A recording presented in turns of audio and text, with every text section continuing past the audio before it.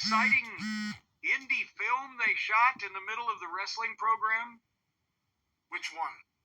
The kidnapping. The kidnapping and the Reservoir Dogs homage tied to a chair in a warehouse scene. The only thing we missed was cutting the guy's ear off. You know, if you're going to do this kind of schlocky stuff, it can't be Daniel Garcia, because he can't deliver the lines. Jack Perry sucks at being anything other than Jack Perry. You don't believe him? But Daniel Garcia just can't. The voice is a problem. Well, yeah, I mean, you know, he's yelling.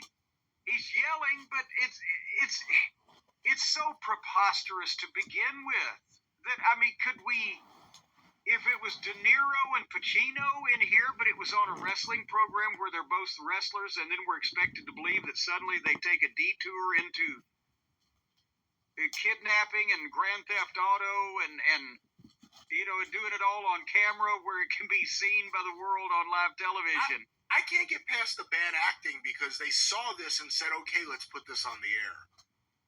Because it was so ridiculous. It's like the kind of thing, well, the only person that likes it is the people that made it.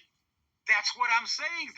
Tony's television show, I said this at the top of the program, has now become for the people who want to be cinematographers, the people who want to be directors, people who want to be artistes or auteurs of some kind. There's some actors in there, some performance artists. I'm sure Aubrey Ed is just dying to put some kind of musical dance routine together when they have the, you know, and maybe the fucking Bob Mackey can start doing the gowns and they'll have the June Taylor dancers.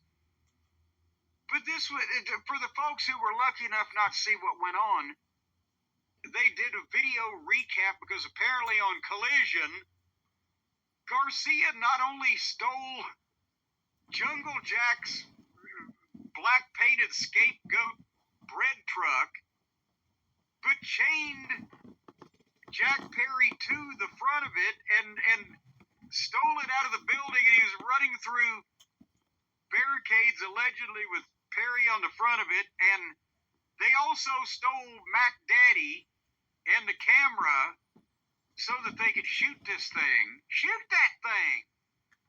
Well, that way they had some, at least they had that logic of why is there someone there filming? It was because Garcia's friend was filming. Yes, because Garcia's mad at old Jack Perry for whatever it was he did to Mac Daddy whenever he did it. So, you know, a few more years, Jack Perry's going to give John Moxley a run for his money in terms of being a badass afraid of nothing.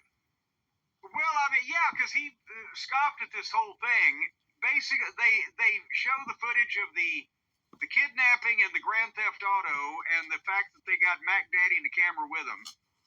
And then suddenly the camera is in a goddamn darkened warehouse, and the only light is from the scapegoat headlights, and there is Jack Perry tied to a chair and his mouth duct taped in the headlights. And again, it was Reservoir Dogs without cutting the guy's ear off and dumping gasoline on him.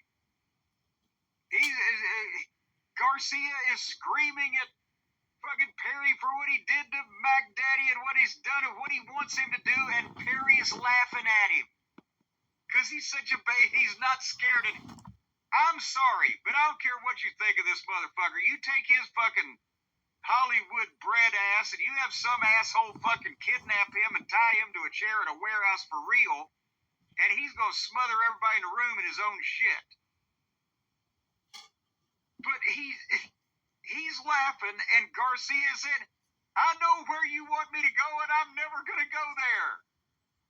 So is this the first time in history that a motherfucker has kidnapped another son of a bitch and spent all the time with the son of a bitch tied in a chair telling him what he's not going to do to him? I'm not going to hurt you. I'm not going to fuck you up with this crowbar. I'm not going to cut you. I'm going to beat the shit out of your truck. Here, film this. I want there to be a record of this. I'm not going to do anything to you. He went, I'm not going to do anything to you. I'm going to beat the shit. And then he beats the shit out of the front of the truck that looks like it's been run off a goddamn cliff and set on fire anyway. Like his wrong. The whole gimmick is it's a piece of shit car. And then it got beat up. You couldn't tell what the difference was when he got finished. And then they walked out and left Jack Perry in the warehouse room all alone in the dark, laughing at them, tied to the chair. And before you give any further comment, Brian, the only way that this could have been topped in terms of preposterosity is that after they've had this whole fucking scene, there are people tied to chairs and duct tape and people being threatened with crowbars and screamed at, and this dramatic shooting of this thing in a Blair Witch Project kind of fucking cinematography.